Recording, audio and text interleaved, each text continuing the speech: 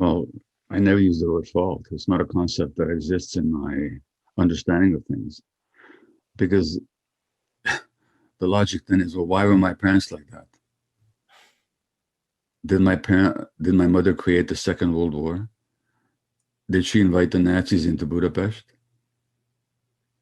Um, if your father was an alcoholic, where did that start? In his childhood. Okay, great. Let's blame his parents. But wait a minute. Why were his parents like that? Oh, well, let's blame their parents. By that logic, we end up going back blaming Adam and Eve or some poor ape ancestor sitting in a tree eating a banana, Like, in other words, there's no end to the blame game. And there's a book, a title of which I like very much, is by a family assistance therapist called Mark Woolen, and the book is called "It Didn't Begin with You." It didn't begin with any of us. It's not personal, and like Eckhart says, the ego is not personal. It's just what happens to people.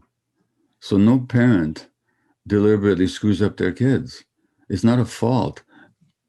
Look, when my kids were small, I would lose my temper. I was a workaholic.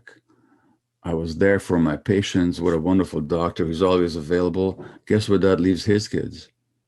The shoemaker's son. When my kids experienced a father who's always working, who's always on a beeper, a cell phone, delivering babies at night, not available on weekends, what message did they get? That they're not wanted. I'm passing on the same message. Did I do it deliberately? Did I wake up one morning and said, I'm going to screw up my kids? Was it my fault? I didn't know myself.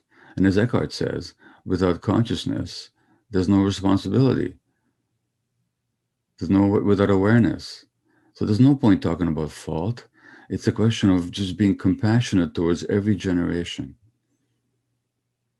towards everybody, and realizing that we get caught up in these patterns and then we pass on these patterns, not because it's our fault, but because we don't know any better.